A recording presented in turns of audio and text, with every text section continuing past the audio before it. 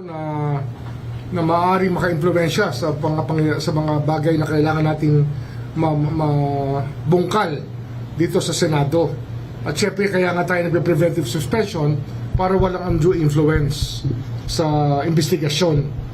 Kagaya niyan, yung usap-usapan sa CCTV, narinig natin, may sapina na rin tayong in-issue para ibigay sa atin ang CCTV na Senado nung gabing yon para makita natin ang buong pangyayari. Sana naman ay walang nawawala na footage sapagkat may mga allegations at mayroong mga nagsasabi baka tinago na yung mga CCTV footage. Sana naman walang cover-up dito. Hi Sir, Camille po from TV. At ang investigasyon nito, kasamang lahat, kasamang NBI dito na ating imbestigahan, kasama rito ang USAA, kasama rin yung mga pulis na nagpunta roon sa lugar na yon para malaman natin ang buong pangyayari mula sa perspektibo ng gobyerno. Overall governance to. Ito ay executive department, legislative department, ay tayo constitutional body, kinakailangan ito na ang talagang tungkulin na binibigay sa atin ng saligang batas. Sir, what about Senator Robin Padilla? According to General Aplaska, he was the last person na nakita sa CCTV na kasama po. Kasama niya sa investigasyon. Kasama siyempre si Senator Robin Padilla at hihingi natin ang bersyon ng pangyayari sa lahat. Pati kay Senator Jengo Estrada kasi nga mayroong insinuations na sinabi niya na itago yung CCTV. Kung ano ang tono nun, malalaman natin pag may nawala dyan, baka naman siya mapaghinalaan. Kaya gusto natin magpaliwanag ang lahat. Sir, may tuturing ba na obstruction of justice yung nangyari? Definitely, no? Kaya hindi lang yan obstruction of justice, no? Yung discharge of firearms is disturbing. Yung papaputok ng baril. Nasa loob ka ng building. At ang inyong pinuputukan ay law enforcement. That's so ironic na ang law enforcement papuputukan mo ng warning shot. Ano yun? Siya ba ang ano? Hindi ko alam, hindi ko naiintindihan saan sila nanggagaling sa bagay na yun. But sir, on the part of the NBI, will they also be accountable? Kasi parang ang lumalabas, at least this version nila is, there was like no communication between what's happening inside the GSIS building and the Senate building. May may naka-embed naman may naka-embed doon ng reporter. Nakita ko yung footage doon At least we will subpoena the footages of all the networks and all of those who were present in the para naman magkatulungan tayo rito para malaman natin lahat. Sir, kailan po effective itong preventive suspension? Now. Effective today. Sir, how about the senators who decided to be with Senator De La Rosa overnight? Kasi yung titignan din natin yan. Ano yun? We have to look at the whole context. Titignan natin yan sa buong context. Kasi nga, parang parang maraming suspecha ang tao.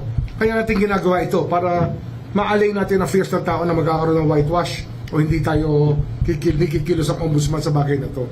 Siguro tayo lang talaga ang pwedeng kumilos dito ng gusto na walang bias kasi, di ba? Ang problema rito ay may kanya-kanya tayong dahilan sa iba't ibang departamento, pero dito sa ombudsman, ito yung ating tungkulin na malaman at alamin at ipagbunyi sa tao, ipaalam sa tao yung mga pangyayari mula sa ating perspektibo. Sir, good afternoon. Sir Joseph po sa GMA. Sir, how are you? Sir, una muna, I'll just pick up from your point. Sabi niyo po, it's worrisome na pag nilagay natin yung ganong klaseng tao. This is in that position and in that power. Can we elaborate with reference to... Santo.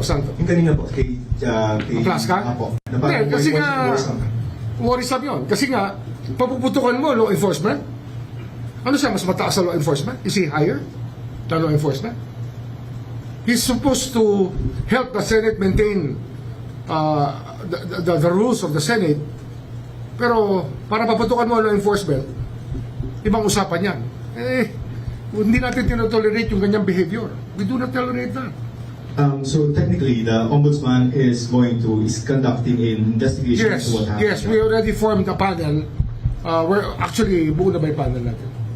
In the process. in the process. We're in the process of forming a panel that will be complete by the end of the day para mag-issue na kami ng subpoenas for next week. As early as next week, sir. As early as next week. Okay. For what possible violations? Marami eh. Di ba? Obstruction, sir? Obstruction of justice yung isa sa pinakamabigat dyan. Failure to maintain public order and safety within the Senate premises. Tsaka Sir, pasok ba yung parang cuddling na criminal? May ganun ba tayo? yun din. Aiding and abetting a criminal. Or a fugitive from justice. At least 3, sir, no? At least marami yan. Marami tayong makikita ditong gross neglect of duty.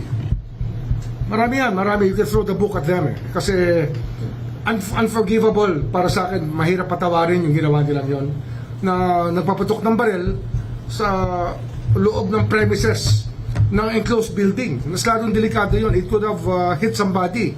I'm sure yung mga kapatid nyo sa hanap buhay, yung mga kaibigan natin sa media, many of them were shell-shocked by the kind of ruckus caused by the gunfire. Hindi biro yon. Alam nyo, ang na-embed sa utak natin, sa consciousness natin pagka bumubutok ang baril. Wala may gusto nun. Wala may gusto nun. Sir, would you like to comment on allegations or insinuations that it's a show na stage? Well, we will find out. That's why we are conducting the investigation. There are allegations na ito ay ginawang moro-moro, scripted. Tingnan natin kung scripted ito. We will find out from the facts as we are able to gather everything properly. Sir, last on the media. So we will ask our friends from media to submit their own affidavits para ma-narrate nila yung pangyayari together with the footages that they took. So parang announcement niyo, sir, considered na parang notice na to? Yes, notice na rin sana yan sa mga kapatid natin sa media. Notice natin sa buong OSAA. Kasi OIC lang naman yan eh. Yung mga OSAA na career, I'm sure meron din silang sasabihin tungkol dito. Mga career people. Sir, for the meantime, last question. So, sir, if there's going to be an investigation, can we get a list of those who will be invited maybe for You can imagine it already. Kasi nga, the senators, senators? kasama mga senators, we will have a day with them, nakausapin sila, para malaman natin, out of due respect also, to the positions. Sir, if you can name the senators that medyo nasa list natin? Everybody was present. The majority. Everybody was present. And those who came before and after. Para malaman natin lang. We will ask them. We will ask our friends in media. We will ask the PNP. We will ask the DILG. We will ask the NBI about this. Baka mag-overlap lang to sa DOJ investigation, but we can deal with that. I will talk to the Secretary of Justice. Kahit i-joint namin to na investigation, pwede. Wala akong problema ron. Kaya lang nga, syempre, the NBI is under the DOJ. Baka mas maganda kung dito talaga nakasentro yung investigation, but they will be assisting us in that regard. Yun muna po, President. Sir, meron po ba tayong update on filing of flood control or infrastructure cases? Maraming Against nangyayari. senators? Many things are happening. Maraming nahihinog na. At you will find out in due time. Within the month, marami kami ipa-file. Within next month, marami ipa-file. Merong mga tingin namin, mahihinog pa ng early July. Pa-file din namin. Pero tuloy-tuloy yan. Hindi tumitigil ang trabaho rito. People go to work here every day precisely to attend to that. Kasi nga, yun ang trabaho namin eh. That's the job that we swore to undertake when we accepted our positions here. Sir, konti lang. On the subject of the legality or the validity of the arrest warrant, would you like to comment on the conflict? If it's conflict? There's a presumption of regularity based on 9851, Republic Act 1951. It is for the court to stop it because it's the executive's function to serve it. Okay. Oh. Pero sir, yung sinasabi nila na parang medyo 1951 and then the Rome Statute of Article 58, 59. Hindi, ano yan? Wala yan. The Rome Statute will not apply here as much as 1951. Because Sir, 1951. wala na yung Rome Statute does not anymore apply to this case. This is a very purely local matter. Hindi ito nagpupunta sa ICC. Ito ay dito sa ating bansa. Because we're not a member of it anymore? Well, that's one reason. Yeah. So- But 9851 is the prevailing law. Is the prevailing law. Okay, sir. Thank you. Sir, meron po ba kayong bagong request for PhDO? And if you can name it. Hindi, wala pa kaming request.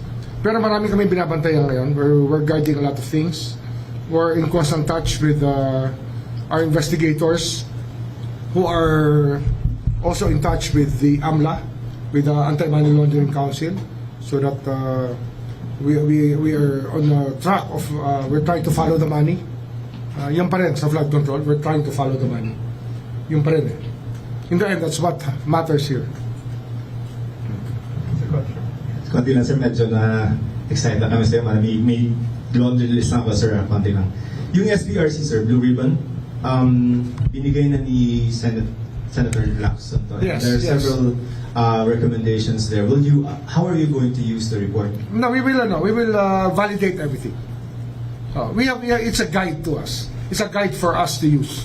Not necessarily adapt. Not necessarily adopt, because we have to find out through our own sources, and of course, we have to follow the evidence. So yung special panel of investigators which allegedly issued recommendations already, can we get an update on it? And if you're going to What do you use mean? What special plan? on the kay Speaker Martin? Wala, basta ongoing ang work dyan. Ongoing ang work. It's a very active case right now. Every day, we're working on that case.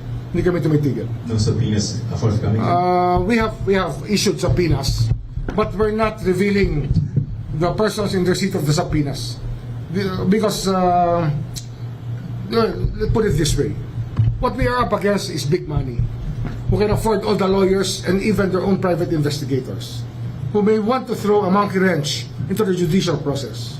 So we have to play with our own by our own rules for us to be effective in this job.